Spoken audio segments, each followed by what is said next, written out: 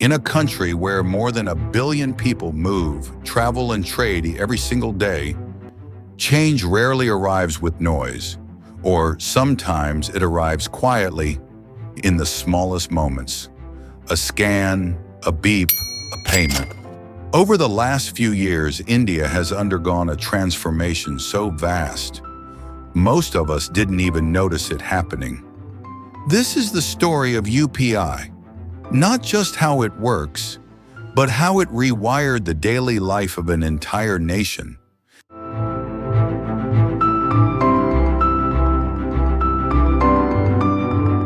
Before UPI, India's payment landscape was slower, heavier, and often unpredictable.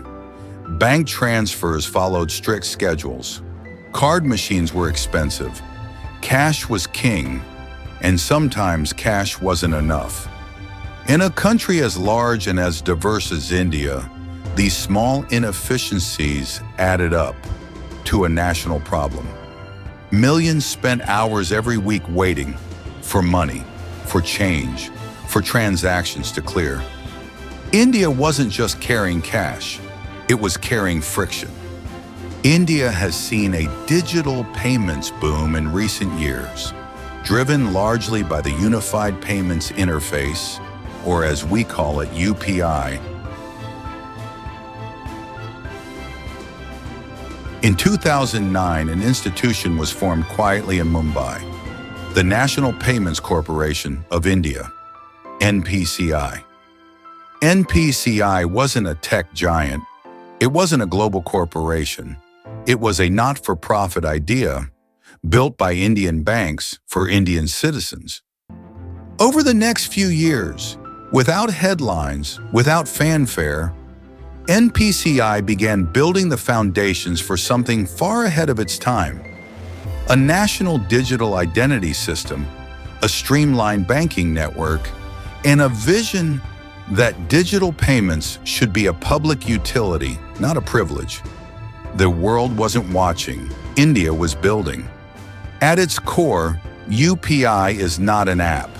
It is an interface, a bridge between banks, identity, and mobile devices. It allows money to move directly from one bank account to another, instantly, securely, and without cost. No wallets, no middlemen, no waiting. A simple ID becomes your address for money, and a simple QR code becomes your gateway to the digital economy. This simplicity is deceiving. Behind every instant transaction lies one of the most advanced payment infrastructures ever built. The success of UPI wasn't just technical, it was human. A fruit seller didn't need to understand encryption. A student didn't need a debit card. A migrant worker didn't need to stand in a bank queue. A printed QR code, costing a few rupees, leveled the playing field between a roadside stall and a supermarket. UPI didn't ask India to change. It adapted to India. By the time the world realized what India had built, the numbers were staggering. Billions of monthly transactions, adoption across every socioeconomic layer, seamless integration into daily life. Countries began studying the model. Singapore connected its payment system with UPI. The UAE adopted it. France enabled it at one of the most visited monuments in the world. India's innovation had crossed borders, and the world was finally paying attention. UPI changed more than payments. It changed access. For millions, it removed barriers. For businesses, it cut costs. For families, it offered convenience. But the most profound change was emotional. It reduced the daily stress, delays, and frustrations that people carried quietly for decades. India began to move with a little more ease, a little more speed, a little more confidence.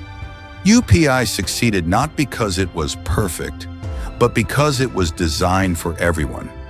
A collaboration of banks, a foundation of trust, a design rooted in simplicity, and a vision centered on inclusion. UPI wasn't built for the top 1%, it was built for the other 99%. Today, UPI stands as one of India's most influential innovations, not because it transformed technology, but because it transformed daily life.